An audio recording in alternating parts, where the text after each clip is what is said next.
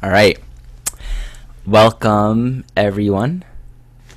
And this is Ari Moshe Wolfe, and I am speaking about the relationship between Uranus, Neptune, and Pluto. This is actually a topic I've wanted to speak about for a long time. The reason for this is I often feel that there's a lack of insight, there's a lack of understanding for how the more transpersonal aspects of astrology all relate to one another, so that we might learn, about Uranus and the individuated unconscious and the idea of dissociation or trauma, and then we'll learn about Neptune, which is unity and oneness. And what I really want to do is present this picture that offers these three planetary archetypes as a unit. Because indeed, if we're going to address any level of astrological insight, that level is going to include perspective on all of the other archetypes within astrology.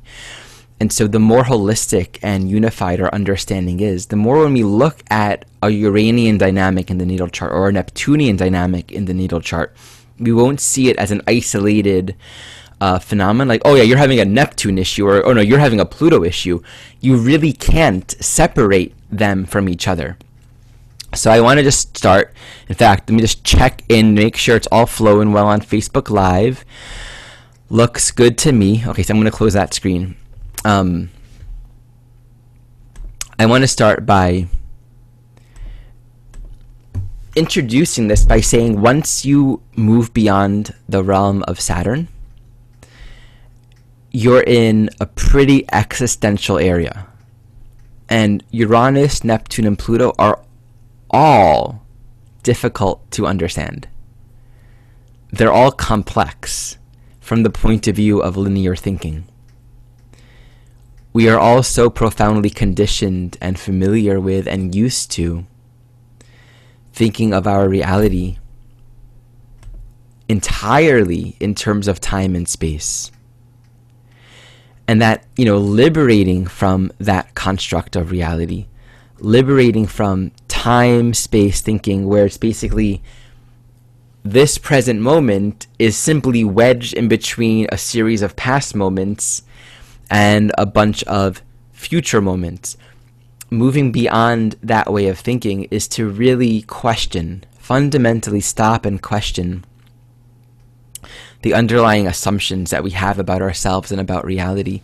Because once we start getting into Uranian realm, and certainly Neptunian, certainly Plutonian realm, time doesn't exist there.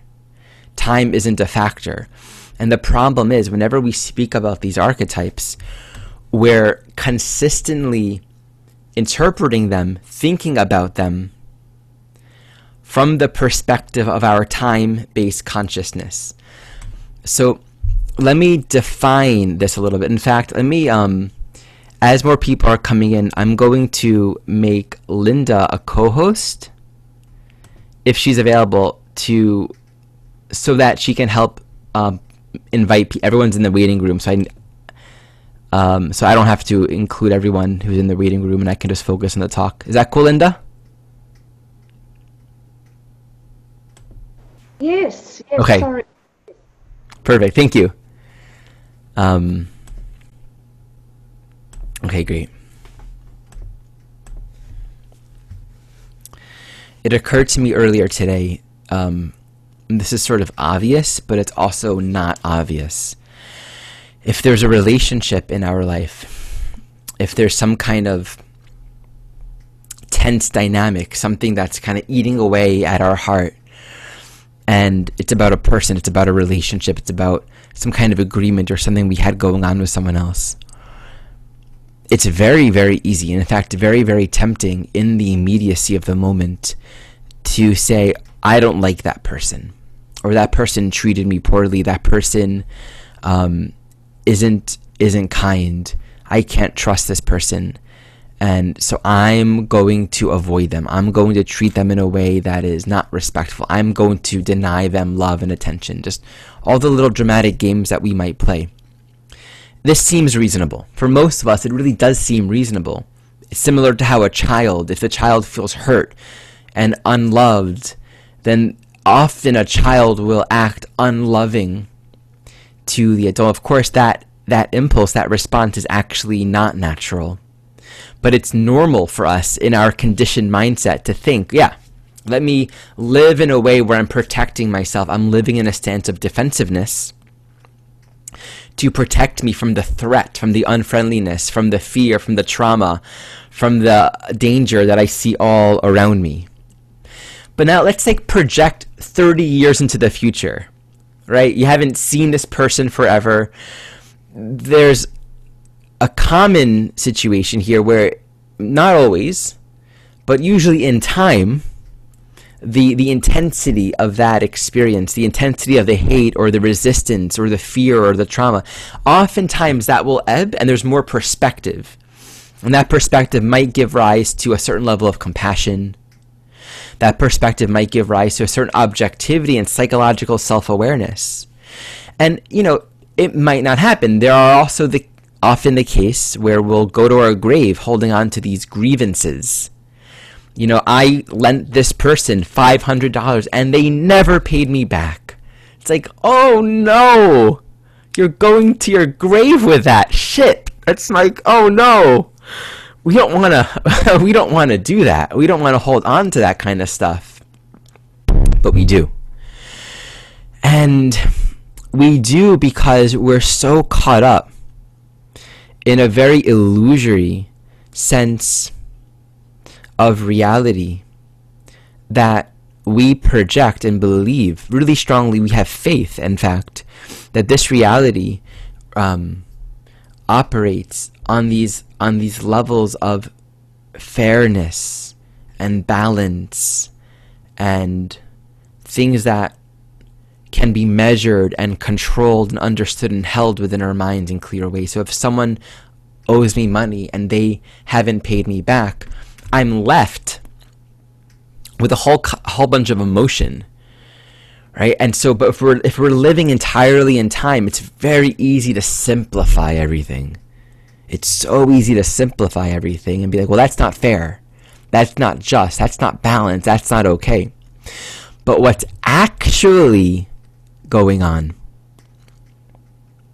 which few of us really touch base with, and if we touch base with it, there's an opening to a very vast reality.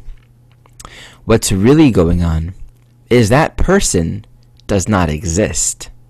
That person is nothing other than a thought in your mind. That money is nothing other than a construct and an association based on past memories that you have.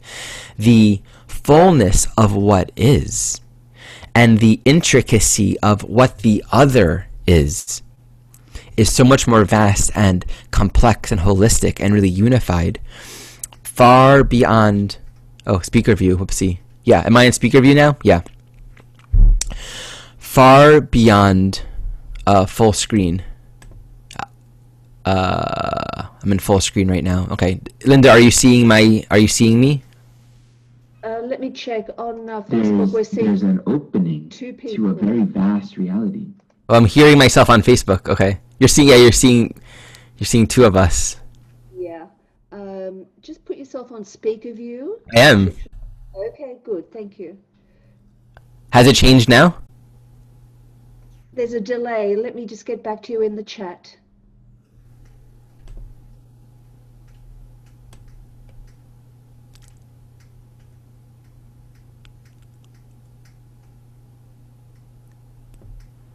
Yeah, Linda, you can let me know if I'm on speaker view. What I'm seeing, you, and I'm spacing on your real name, but I'm just gonna call you Elizabeth right now. Lisa, I'm seeing you too. But I don't know if anyone's seeing me. So maybe just type to me, Linda, if you can see my full screen. I can see you, but there's Elizabeth next to you throughout the whole thing. So that's okay. She could join me. It's cool. I'm okay with that. maybe you have something to say, Lisa, so you're welcome to jump in at any point if spirit moves you. I don't yeah, I'm okay moving on. I don't know how to fix it. I'm in speaker view.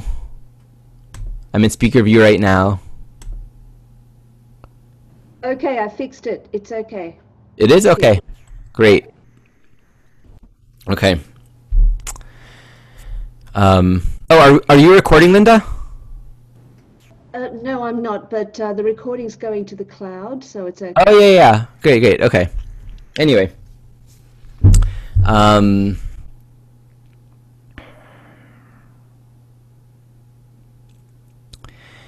and guilt and shame and resentment and fear, these are all things that are linked with time. And we tend to simplify our lives because we don't want to face the internal reality that's manifesting for us.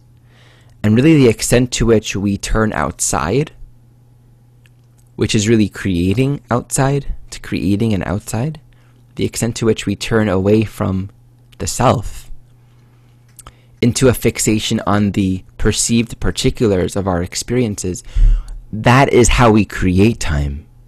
And it's not just how we create time, it's also our relationship to the time that we're creating. It's something we create time, and then we're going to feel limited by it. We're going to feel enslaved by it. We need to resolve all these problems in time. It's all these issues that resolve around time and space. And so when we start to look into the Uranian, Neptunian, Pluto realm, of course it, first and foremost, feels very intangible and abstract because most of our attention day to day is going towards that which we think is so tangible and real. So when we look at this individual that owes us $500, for example, and we just take a moment to consider, how do we feel, right? Where is it manifesting in our body? What are our emotions? Just to bring attention to what's arising internally. And for a moment, choose to ignore the strongly held belief and conviction of there being this literal other. We actually begin to touch into reality, and we begin to depart from illusion. And according to our attachments to our protection within separation, we will think we need to stay in the separation. We will think we need to stay in the, this is about you and me. But in fact, there is a whole perspective and understanding and insight that comes when we venture outside of the realm of time and space and me and you.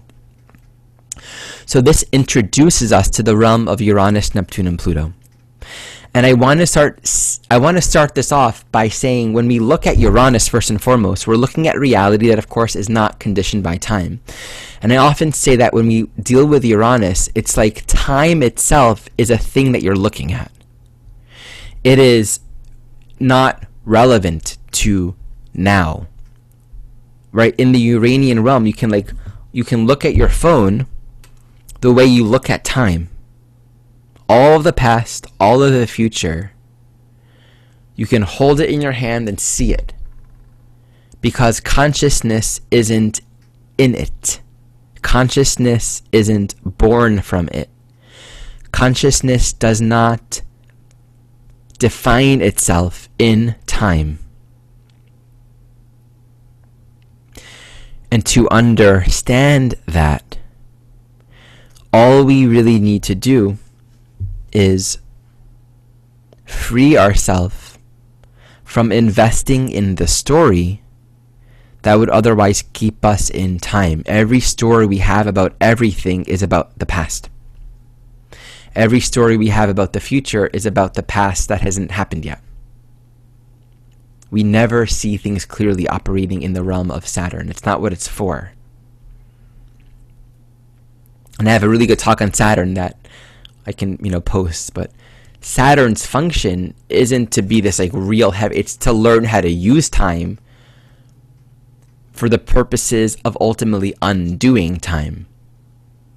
The reality of structure and limitations and self-responsibility are all ways that we're working with our conditioned consciousness in a healthy and conscious way with respect to spirit, with respect to truth.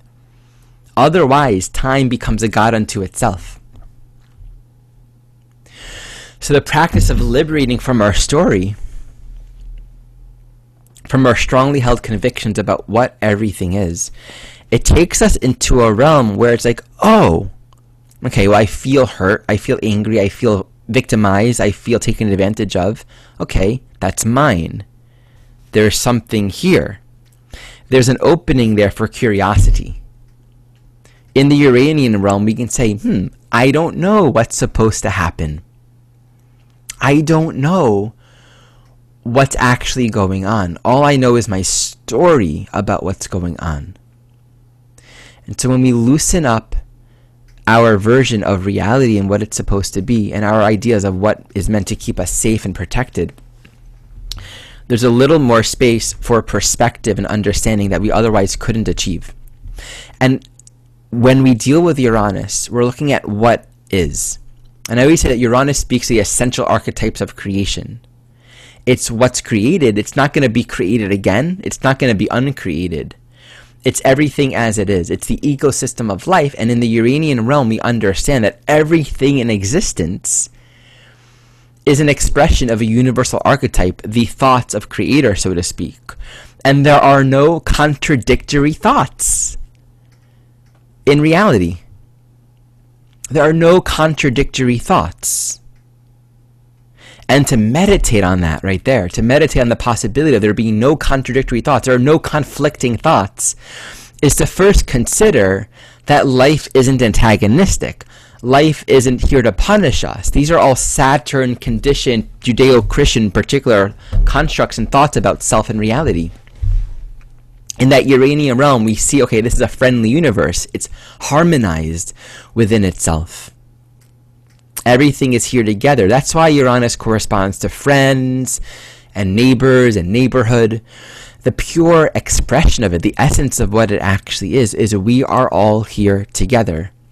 Everything is created exactly as it is. And that isness is one with Creator. That isness is essential to all of life. In the same way that we have astrology, and astrology reflects archetypes. And once you start looking at archetypes, you're impersonalizing things. You're not thinking of things in terms of you and me, right? You didn't pay me back this money. We're thinking more in terms of, okay, here are the energetics at play here. Right? Already it's like a little bit of a step removed. And in a way, it's sort of acknowledging you're playing this role in this body, in this form, in this identity, with this personality structure, and I'm playing my role. But energetically, what's going on? You know, another really good example of kind of operating in that Uranian realm of objective perspective is a relationship. So often, in my relationship with my partner, we often observe, these are archetypal masculine, feminine dynamics. And this is any relation. It doesn't matter what the gender reality is. This is beyond structure and form. But any kind of intimacy, you're going to be dealing with these archetypal masculine, feminine dynamics and these underlying needs and tendencies and projections and archetypal fears that many, many women have and many, many men have. And these are common archetypes that play out in all of our lives. Parents and children. These are archetypal dynamics, but they're so personalized. They're like so freaking personalized. Murderer, murdered. Right? Victim, victimizer. We personalize this, and it's a story, and it becomes about my wholeness, my joy, my grief, my love, my peace, my lack of peace. All of it's dependent upon you and what you've done or how things have gone in our relationship. But the more we're able to objectify and see everything in terms of archetypal expression,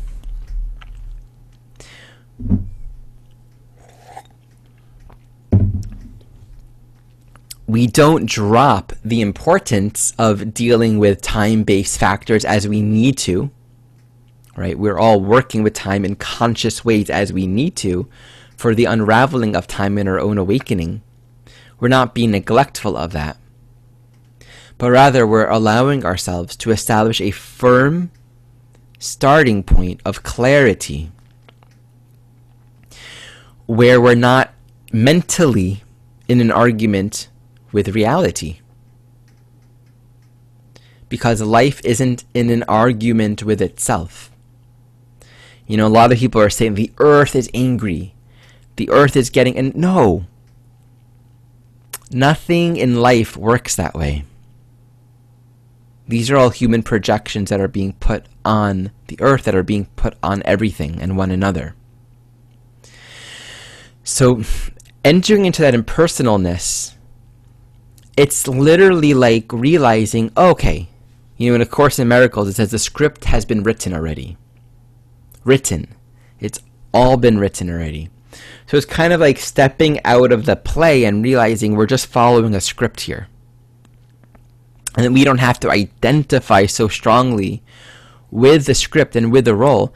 Who is to say, who is to know, who is to be so wise and self-certain to say, I am certain that your purpose is to pay me back this money? How do we know? Your purpose is to treat me a certain way. We're supposed to find common ground. Holding such conditionality for life keeps us from awakening, keeps us from discovery, keeps us from realization. And again, we go to the grave with that. And we come into the next life, we come into the next day with these unresolved attachments that will not get resolved. There's nothing we can do to resolve them. You know, we can try really hard. Maybe we'll like get to a point where we go to court and then they pay us back, but they're not happy about it, and they're angry, and then they have these unresolved feelings, and you know, you got what you wanted, and maybe that's the path. Maybe that's how it needed to go. But it can also easily well be you draw it out to its bitter end. And you got what you wanted, but you feel horrible in the end because there was so much violence, so much war, so much effort. And you ask yourself, was it really worth it? What is really worth it? What's worth fighting for? So let's hold Uranus for a moment and go deeper into timelessness. And it's sort of trippy. Like once we're beyond Saturn, again, it's all timeless. And the further you go out from the sun, the more existential it becomes in a way. So Uranus are the archetypes of creation. It's like a step before the form. Right? Before form and time and space, there's just essence. Energetics. And then those energetics take on a form. They take on shapes. They manifest and play the game within time and space. But prior to those energetics, there aren't any distinctions, there aren't any divisions, there aren't any archetypes. There isn't the masculine and feminine archetype, there aren't the Aries, Pisces, Taurus, Gemini archetypes. There's just the Tao. There's just reality. And the relationship between Uranus and Neptune can be understood as oneness, which is love, which is the present moment, right now, which is the infinite void, infinite source of everything that ever was and everything that ever is infinite potential, unlimited, unbound. There's no possibility that is binding the potential of now. What can be created is infinite. In the realm of Neptune, we're looking at love, unity, what is of essence to all things. And this comes before time. This comes before any constructs or divisions. And to connect this to Uranus, imagine when you drop into the present moment, it is not wedged in between the past and the future. It's sort of what always is. it's now. And this now isn't like an elongated now, like now again. It's just one. And the moment there's a thought of other, a thought of self, a thought of time, a thought of doing, a thought of agenda, a thought of purpose, that now is lost. Not because it's lost, but because we've chosen to project an illusion which replaces now. And time is an illusion. These bodies are an illusion. These are all projections. They have a purpose. They are to be used consciously in the unraveling, in this journey. But they are not an end unto themselves. They are not created alongside with now. Now doesn't have separation. Now isn't projecting itself and seeing differentness and seeing other.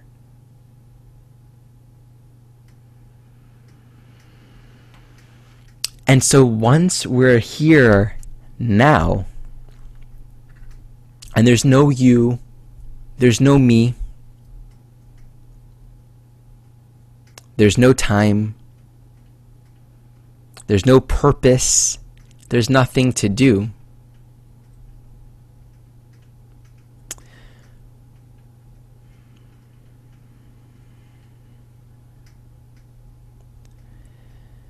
The will of now, the plan of Creator, which is incomprehensible to our thinking. All the plans that we have, all of the wills that we have are in time and resonates with some level of separation. But the impulse, the knowing of love, of itself,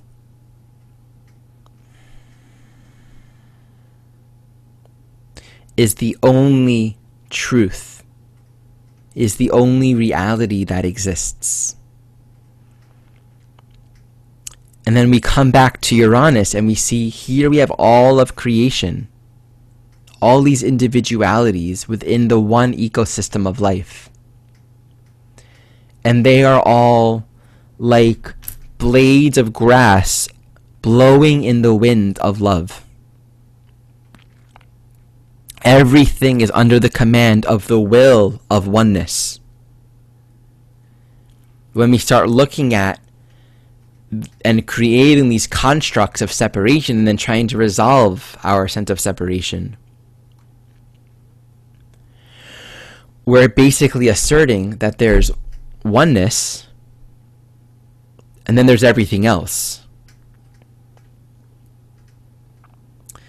But we have to understand that all of the archetypes, the energetics that express in creation, are one with Creator.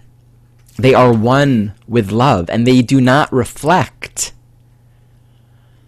any notion of separation. This is why we can really understand Uranus as a celebration of all of the self with all of itself. And the Neptunian reality is, oh my Gaia, you're one too. I'm one, you're one, and there's no you and I. To bring that awareness into the seeming separateness of our lives means we can't be orienting and operating within time. We can't be crystallizing everything so strongly and strictly to fit into these boxes of time and space and separation. It really invites us to understand that love is whole and unified within itself. And so when we're looking at Uranus in a chart, we don't have to be thinking about Neptune. But the principle here is to acknowledge, how could it possibly be that reality is arguing with itself? How could it possibly be that there are certain groups of people that are against other groups of people? It's a big mistake. Big mistake in thinking. It's not the true nature of reality. And so Neptune speaks to forgiveness. And the first step in forgiveness is realizing where the mind created separation. I began hating you because you're a different skin color. I created in my mind a separation between me and you based upon these ephemeral factors. And because of that, I have lived in a way of disrespecting and disregarding the value of your existence. Realizing that brings us back to community. It brings us back to an appreciation of everyone in their seeming differentness is just containing and embodying the universal archetypes of life. And here's the piece. Astrology is everywhere. You have all the archetypes within you. I have all the archetypes within me. Wherever you go, you're going to find all of creation. All of the archetypes are everywhere. It's the mind that then wants to take it apart and analyze it and say, oh, this is, the masculine energy, this is feminine energy, this is Pisces, this is Taurus. But there's no moment where everything doesn't coexist. Reality doesn't exist only in some places and not in other places. So we return to a unified state of mind. And a lot of people often get confused, like, where does Pluto come into this? Right? So where are you? Pluto's evolution. Where are you going? What are you evolving towards? If everything's already, Neptune feels like a great stopping point, doesn't it? If it's all love and all one, and we're all it, and we're all infinite expressions of universal archetypes that reflect the mind of Creator that is in everything. It's sort of like a big celebration of life. Okay, let's just return to love. And then Pluto is even further out than Neptune, so we can almost maybe guess or assume that it's even more existential. Pluto says evolution. Pluto says evolutionary necessity. Evolutionary necessity means it's a law, it's a rule, it's sort of built in to life. And it's beyond Neptune. Pluto is this completely impersonal fact. That evolution is an ongoing process. That change is an ongoing process. But what's changing? Nothing's changing. Everything's the same. Right? There's no change. There's no birth. There's no death. It's all just one. So to understand where Pluto really fits into this is to appreciate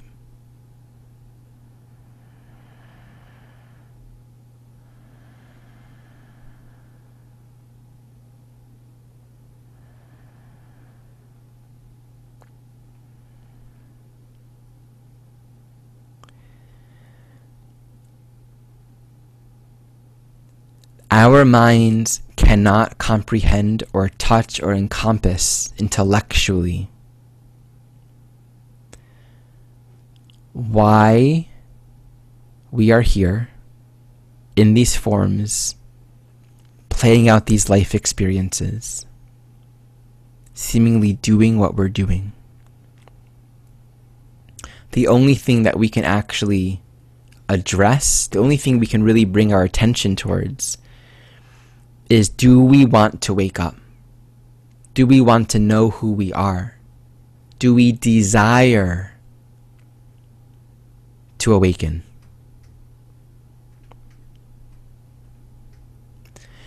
Our desire to awaken ultimately is the only choice that exists in reality. The choice to orient ourselves towards the will of life or to resist it. and it's not in our control. It's incomprehensible.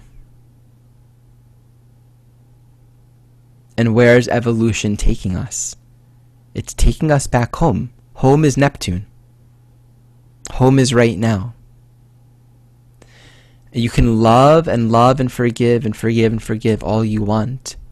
And the Pluto reality is going to be bringing up unconscious attachments to finding your power and your security and your wholeness in the ephemeral, in the changing. Who knows, like we evolve, and maybe the entire solar system is evolving. Everything is in movement. Everything is in a transmutational process.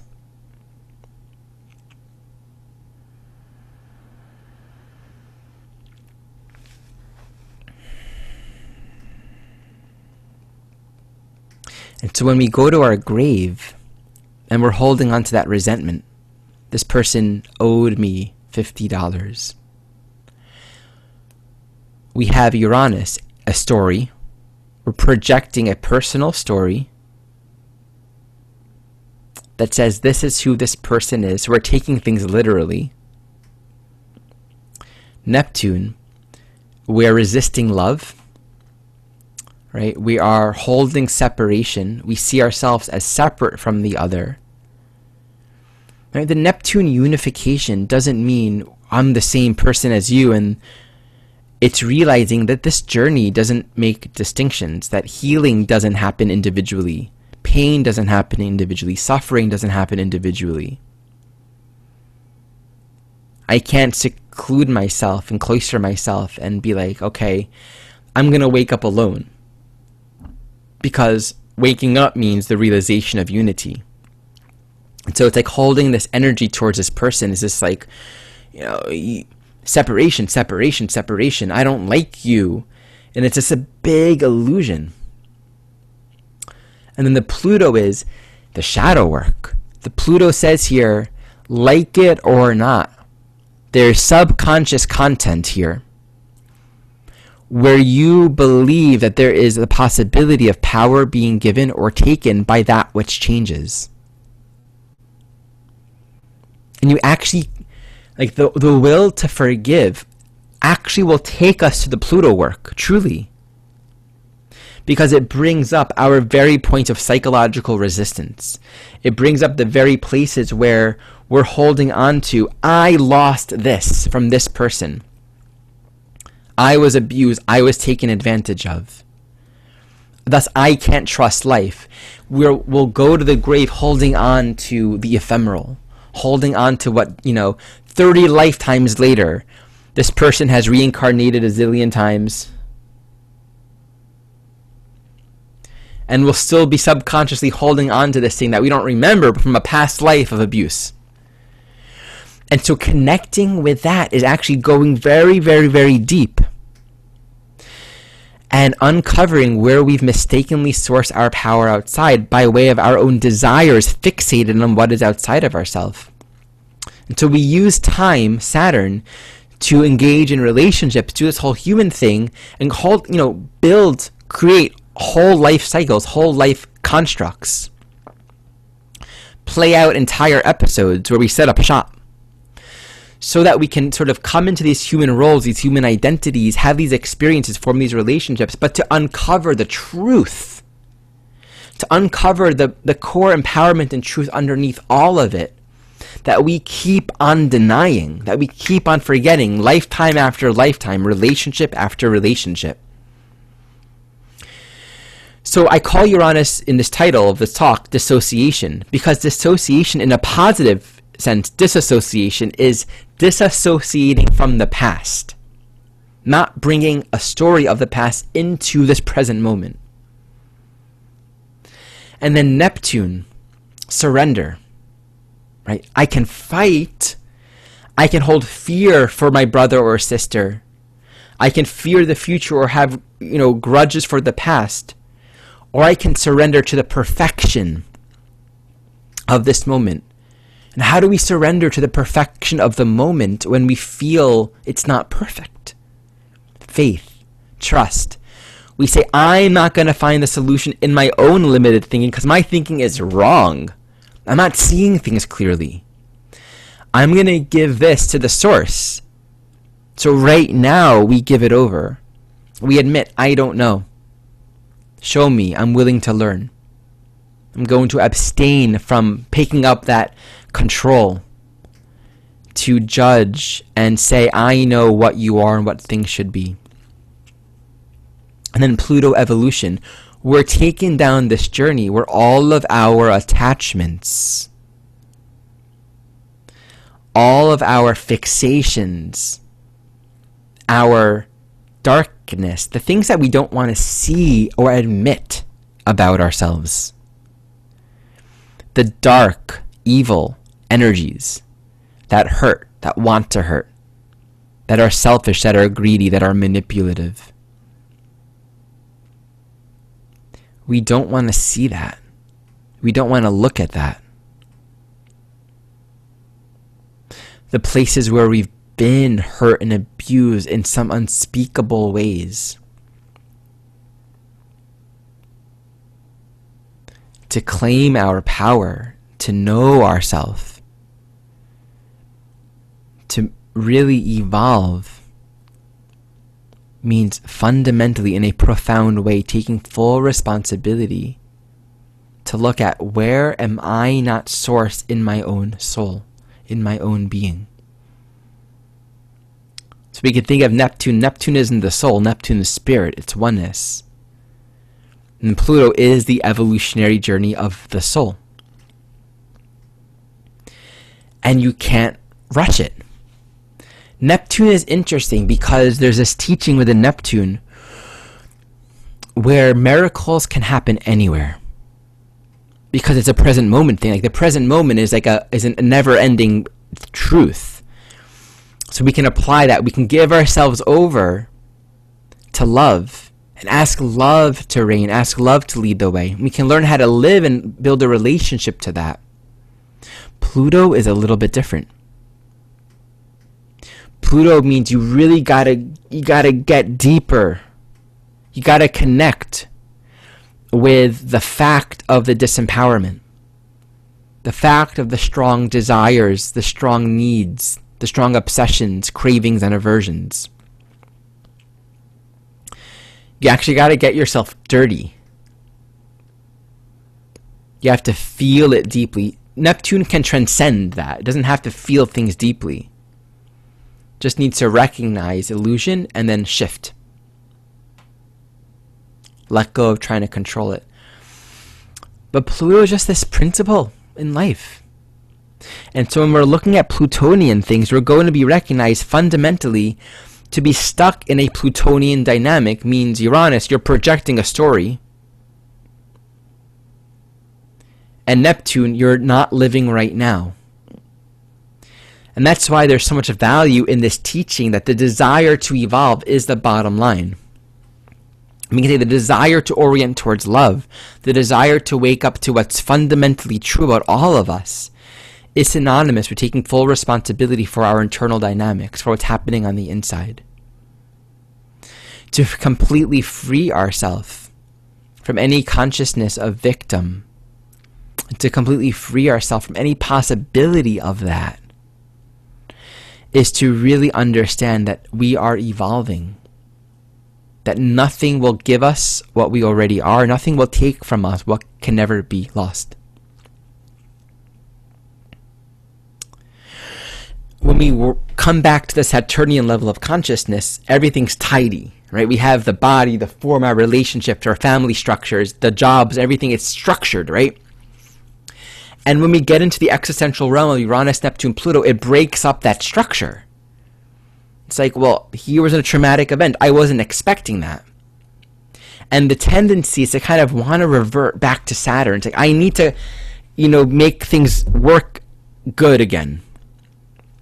But the key with Saturn is to be able to reimagine things, recondition our life as we evolve, as we realize new layers and dimensions. It's like suddenly there's space and there's potential for structural realities that were otherwise unacceptable.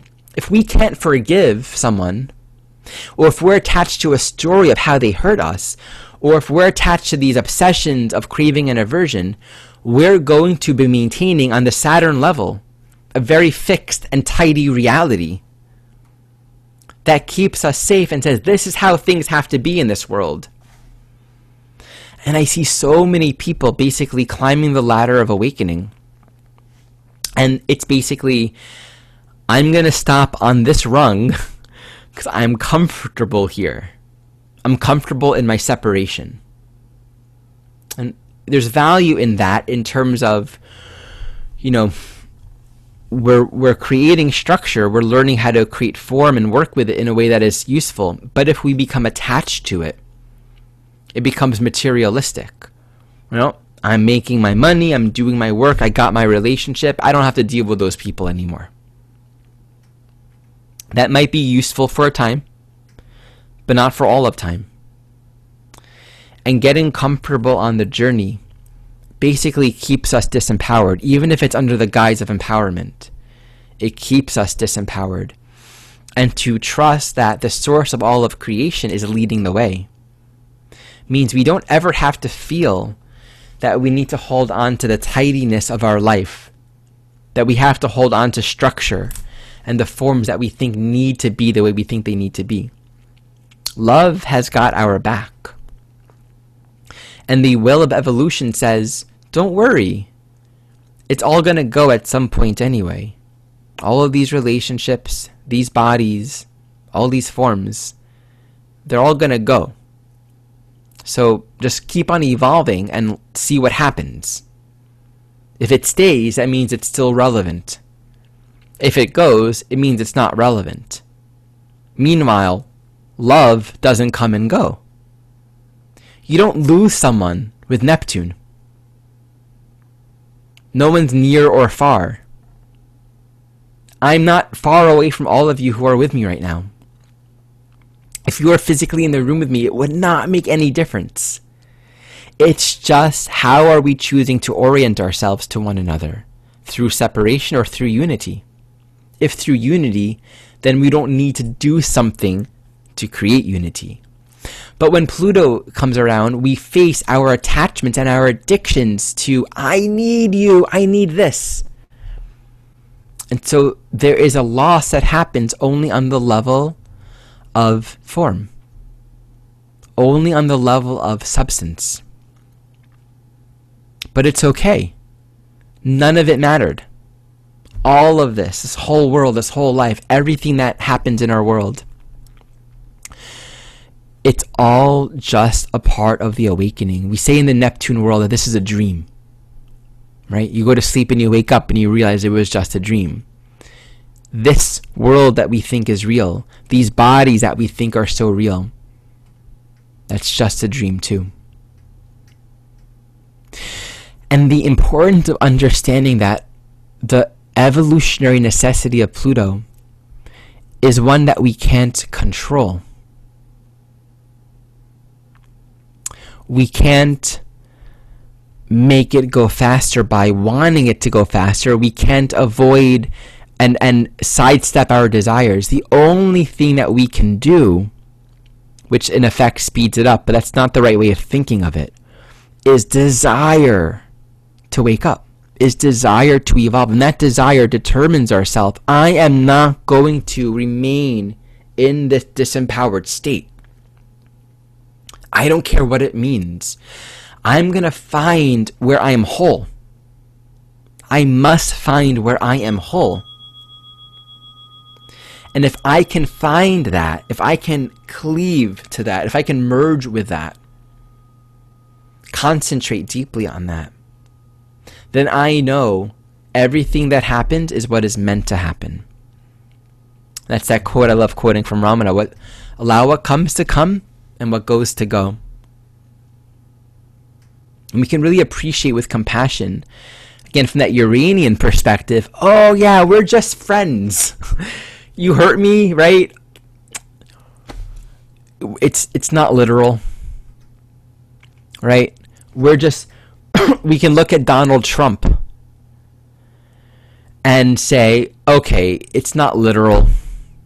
yeah, you've made your choices. You're playing out this role of division and separation and pain and oppression.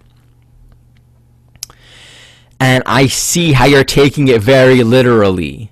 And there's almost like this deep, hurtful compassion in it when you start to wake up and you realize all these people that are doing harm, even if they're doing harm to you, it's because they got really, really invested in this idea of antagonism and this idea of I need to hurt you to get what I need for me. I need to belittle you for me to feel strong. I need to manipulate or be dishonest to you because I don't feel safe otherwise. People entrain these beliefs. And it's like, oh, I'm so sad to see this.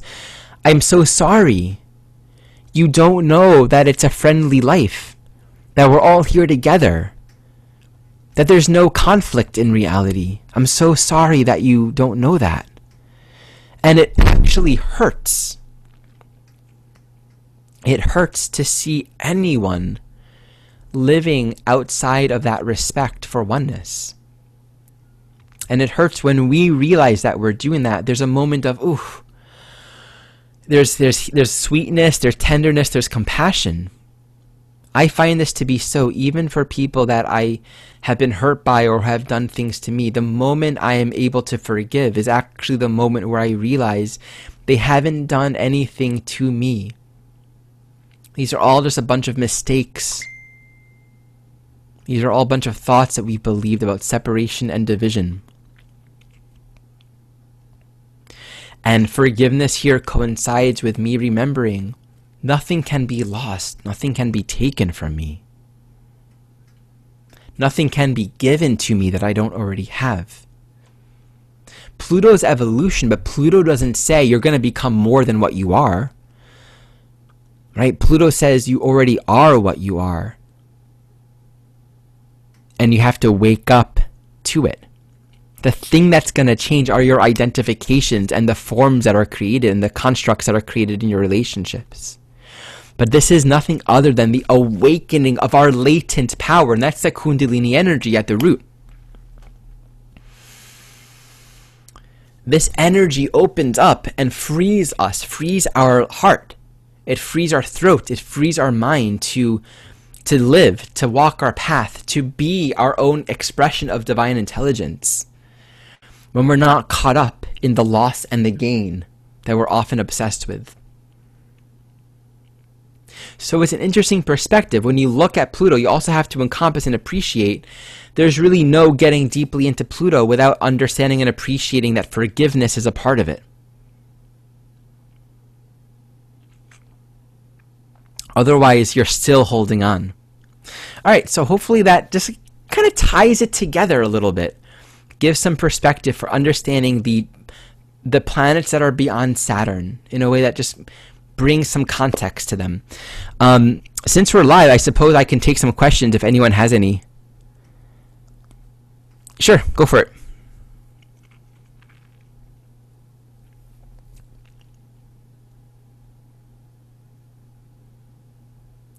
I keep meeting the same type again and again.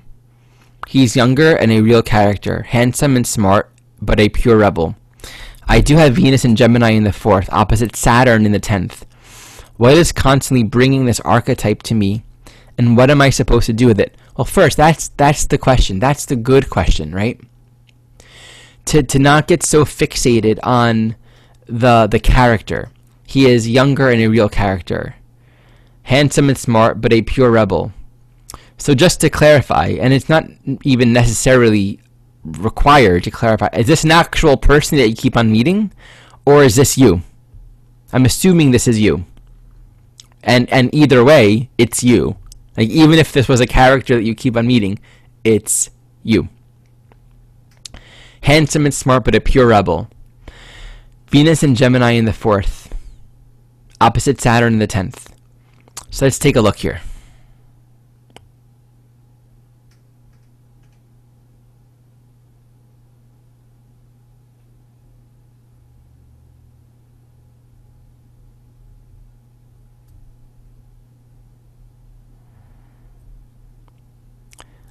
I'm gonna do it this way, Sean. Let's acknowledge that you have Uranus opposite the moon,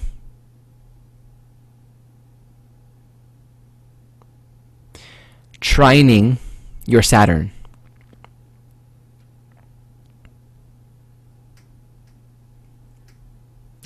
And you also have Pluto squaring your Venus and your Saturn. So I'll just give a little bit of attention to this Uranian piece right here. When you put Uranus in Cancer in the 7th house, what are you dissociating from? Past story of other. Emotional imprints about giving and receiving needs being met. Feeling a sense of, I can be myself around you. I can be loved. You are safe. Where then the mind creates a closed circle, it creates a construct of exclusivity, where it's going to perceive certain characteristics, maybe even certain people or certain behaviors as worthy or good for a relationship or not. So there's a big theme here with those signatures. And this Uranus is also squaring Neptune in Libra in the 9th. So there's a really strong theme here of liberating your projections of other. And the moon in Aquarius in the 1st is accessing suppressed emotional trauma. There is a calling and a need for emotional freedom and liberation to individuate yourself. The rebel, right? Younger, 1st house, rebel, Aquarius. Squaring Neptune and Libra in the 9th, wants to live his truth, wants to be honest, wants to be innocent and pure and feel that relationship, life is an adventure, a journey. The moment you know who another person is the moment you put yourself into a box. And then we see that there is a suppression that happens. And look at Saturn in Saturn in the 10th house in Sag. Suddenly you're fixing yourself in this way of life, in this way of being that is not indigenous and true to who you are. It's a very clear theme here, freeing up the energy, freeing up the mind. Granting yourself and everyone the freedom and the permission to live according to what they are and to not possess it. To not need to say, I know who you are according to me, according to what I want you to be.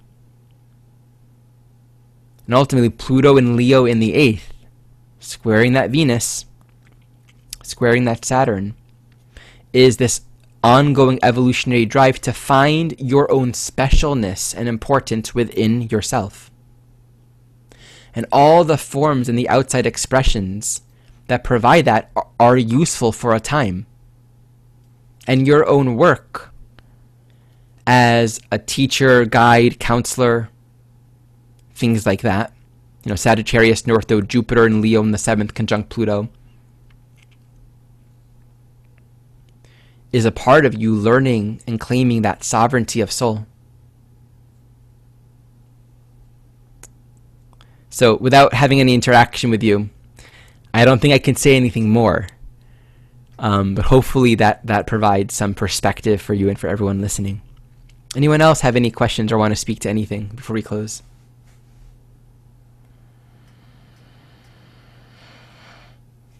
I miss seeing everyone's video. Looks like we're not doing videos, so okay. We'll end this here. Thank you all so much for joining me. I love getting to be together. Bye. Thank you, Ari Moshe.